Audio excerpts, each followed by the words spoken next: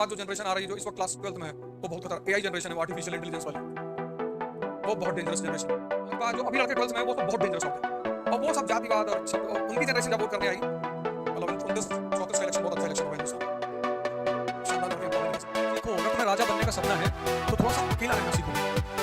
10 घंटा दिन का जिस दिन तुम खुद को देने लगोगे, खुद को 10 घंटा,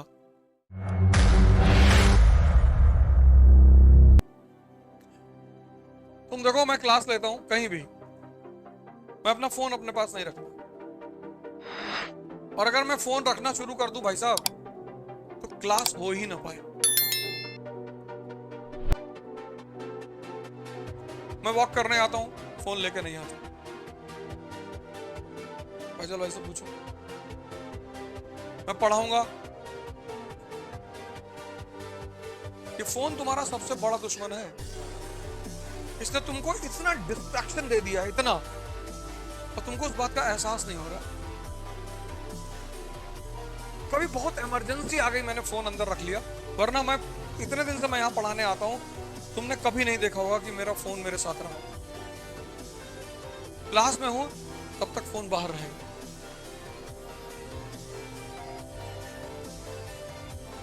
ये जो डायनामिज्म है ना, ये डिटैचमेंट से डायनामिज्म पैदा होता है। अक्सर माँ बाप अपने बच्चों को अपने शहर से बाहर भेज देते हैं, उसकी एक बहुत सिंपल सी वजह है, तुम्हारा जो शहर है जहां तुम पले बड़े हो, पैदा हुए हो, वहां 3 लोग हैं, एक तुम्हारे पड़ोसी, एक रिश्तेदार, एक दोस्त। अब वो बहुत जरूरी है लाइफ में। भाई मेरे फादर की तबीयत खराब हो गई थी तो तुरंत मेरे जितने दोस्त शहर में मौजूद हैं सब मेरे घर पहुंच गए। तो उनके घर में कोई बात होगी तो मैं नहीं जाऊंगा, जाना ही पड़ेगा। इसलिए माँ बाप क्या करते हैं कि तुम्हें शहर से बाहर भेज देते हैं। शहर से बाहर भेजने का सबसे बड़ा उद्देश्य यही होता है कि तुम्हारा जो सोशल अटैचमेंट है वो खत्म हो जाए। तुम मान लो मैनपुरी के रहने वाले हो, कानपुर में रह के पढ़ रहे हो, तो तुम्हारा समाज तो मैनपुरी में है ना, यहां तुम भेजे गए हो पढ़ने के लिए, यहां तुम्हारा समाज ये क्लास ही है। इस क्लास से बाहर अगर तुम समाज बनाए तो तुम गए।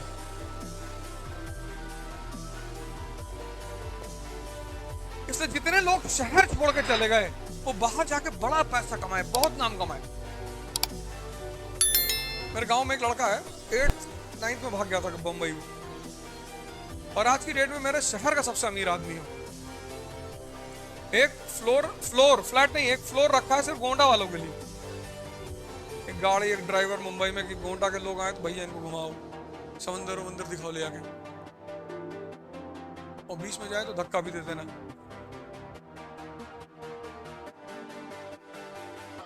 इतना पैसा कमाया उसने, क्योंकि वहां कोई देखने वाला नहीं। जैसे तुम्हारा घर यही कानपुर में, शारदा नगर के रहने वाले, अब यहां तुम ठेला नहीं लगा पाओगे, यहां तुम मजदूरी नहीं कर पाओगे, यहां सब तुम्हें देखने वाले हैं। जहां डिटैचमेंट है वहां डायनामिज्म है, ज्यादा समय है, ज्यादा ऊर्जा है, ज्यादा शांति है। तुम व्हाट्सएप खोलो, ट्विटर खोलो, अभी जैसे खोलोगे कोई न्यूज आ जाएगी, ये देखिए बांदा में दलित युवक को सड़क पर घसीटते हुए, फिर शाम होगी, फिर तुम्हें पता चलेगा ये देखिए एक ब्राह्मण स्त्री के साथ बदतमीजी करते हुए मुस्लिम युवा। यही सब तो खबर आ रही है, इसके अलावा भी कोई खबर आ रही है यार।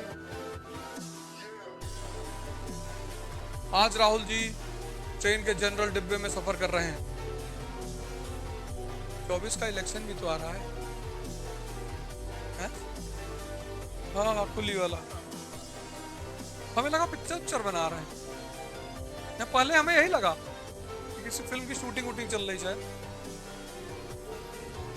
ठीक है, सब नेता ऐसा करते, कोई वही थोड़ी कर रहे हैं, सभी करते हैं। मोदी जी नहीं करते हैं, वो भी करते हैं। काम करने वालों को जाके पैर धुल रहे हैं, औरतों का पैर छू रहे हैं, वो भी तो यही सब, कौन नहीं करता है। अरविंद केजरीवाल पहुंच गया छत्तीसगढ़ में, एमपी में, कहे मामा को भूलो चाचा आ गया, कहे नहीं, तो सभी करते हैं, वो कोई एक आदमी थोड़ी करता है। पब्लिक इनोसेंट है तो नेताओं को यह सब नाटक करना पड़ता है। पब्लिक जिस दिन समझदार हो जाएगी उस दिन मार के भगा देगी इन लोगों को कि भागो यहां से। तुम्हारे बाद जो जनरेशन आ रही है जो इस वक्त क्लास 12th में है वो बहुत खतरनाक एआई जनरेशन है, वो आर्टिफिशियल इंटेलिजेंस वाली, वो बहुत डेंजरस जनरेशन है। कुछ भी कोई भी कांड करवा सकती है सोशल मीडिया पर। तुम्हारे बाद जो अभी लड़के 12th में है वो सब बहुत डेंजरस लौटे, और वो सब जातिवाद और सब उनकी जनरेशन जब वोट करने आई, मतलब 29-34 का इलेक्शन बहुत अच्छा इलेक्शन हो गया हिंदुस्तान में। शानदार लड़के हैं, पढ़े लिखे सब, दिन भर लैपटॉप पे बैठे हुए, उनकी दुनिया ही अलग। इंग्लिश, जर्मन, फ्रेंच, पबजी खेल के साथ जर्मनी में फेयर कर रहे हैं। इंडिया में स्कोप ही नहीं छोड़े कि यहाँ मतलब ही नहीं, सब अलग रायता फैलाए हुए हैं।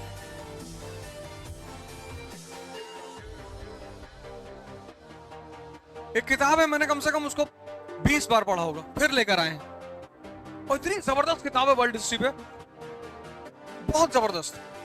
उसको मैं कम से कम 20 बार पढ़ चुका हूं, 20। उसको फिर लेकर आए, फिर से नए सिरे से पढ़ना शुरू किया। एंटर किए क्लास में तो फैजल भाई को बोले कि यार इतना मोटा एक प्लेन रजिस्टर चाहिए, फिर नोट्स बनाएंगे, फिर पढ़ेंगे, फिर नोट्स बनाएंगे, फिर उसमें से मटेरियल निकालेंगे, और मैं दावे के साथ कहता हूं कि फिर मुझे 10-12 नए पॉइंट मिल जाएंगे। ये जितनी चीजें आज मेरे पास हैं वो पढ़ाई की वजह से ही तो है। जो चीज तुम्हें सूट करने लगे उसको छोड़ो मत, जो भी चीज तुम्हें सूट करने लगे उसको छोड़ो मत। अमेरिका को आइसोलेशन कितने साल का मिला? 135 साल का। इस्तेमाल किया उन्होंने अपने इंटरेस्ट में इस्तेमाल किया। इंडिया को 1 साल का आइसोलेशन नहीं मिला। 1947 में इंडिया पैदा हुआ, 48 में पहला वॉर, 62 दूसरा वॉर, 65 तीसरा वॉर, 71 चौथा वॉर, और प्रॉक्सी वॉर चल रहा है। तब भी इंडिया आज दुनिया में इकोनॉमिक और पॉलिटिकल पावर है। अमेरिका को सबसे पहली चीज जो मिली आइसोलेशन मिली, कितने साल की? अगर तुमसे कोई बात नहीं करता तुम बहुत सौभाग्यशाली हो।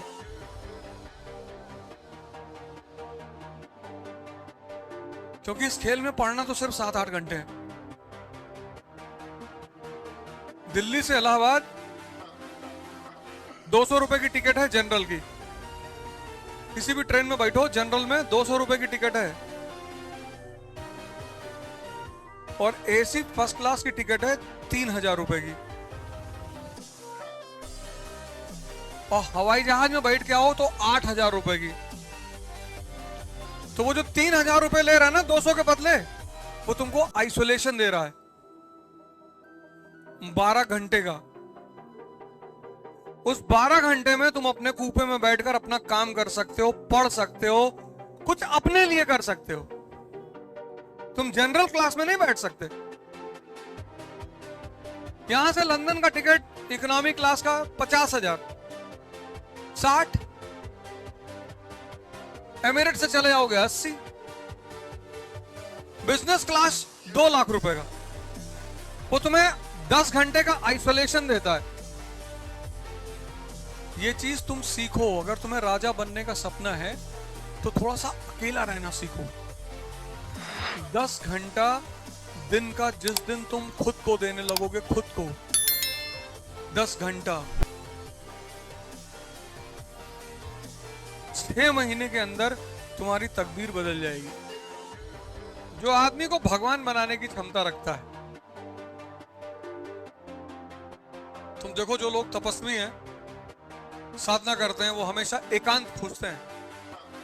और अगर दुनिया में नहीं मिला तो पहाड़ों में चले गए, जंगल में चले गए। ये हर आदमी के लिए है ही नहीं है। ये चीज हर आदमी के लिए है ही नहीं। कुछ लोग तुम देखो मंदिर में बात करेंगे, बैठ के पूजा चल रही बात करेंगे, मस्जिद में बात करेंगे, क्लास में बतियाते रहेंगे। वो बिना बात किए रह ही नहीं सकते। वो उनकी प्रॉब्लम नहीं है। इसकी प्रॉब्लम है। वो कहता कहां कंसेंट्रेट हो रहे हो, तुमको तो भीख मांगना है, तुम क्या कर रहा है ये सब।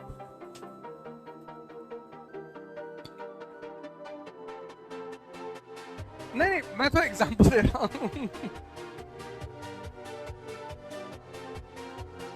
तुम मंदिर में जाके देखो, तुमको 2-3 लोग वहां बात करते हुए मिल जाएंगे। हाँ ऐसा हो गया था, और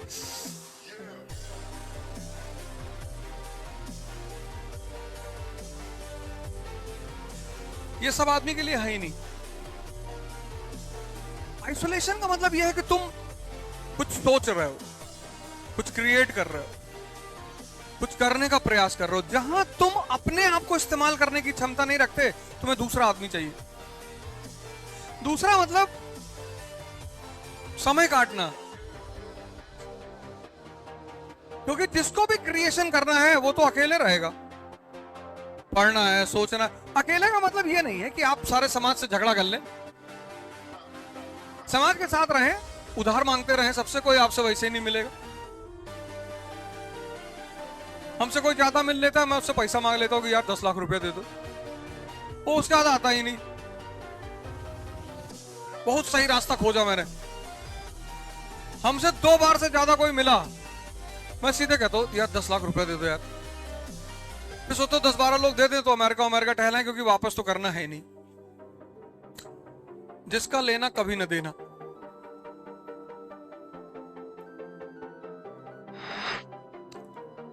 लाइव चल रहा है इसलिए कह रहे हैं कि हमारे दोस्त लोग ज्यादा सुनते हैं बैठ के, तो यहीं से मैसेज दे देते हैं उनको। फर्जी चले आए, फर्जी। संडे था, सोचे चले ताश खेलेंगे, फिर तुमको बोलेंगे बहुत घमंडी हो गया है, किसी से मिलता नहीं। क्यों मिले? इसलिए तो प्रोटोकॉल बनाया गया राजा के लिए कि राजा जिससे चाहेगा उससे मिलेगा, तब राजा से नहीं मिलेंगे। अब यही तुम्हें इस शहर के एसपी और डीएम से दरवाजा खोल दिया है, इनकी इज्जत ही खत्म हो जाए, इसलिए प्रोटोकॉल बनाया गया है।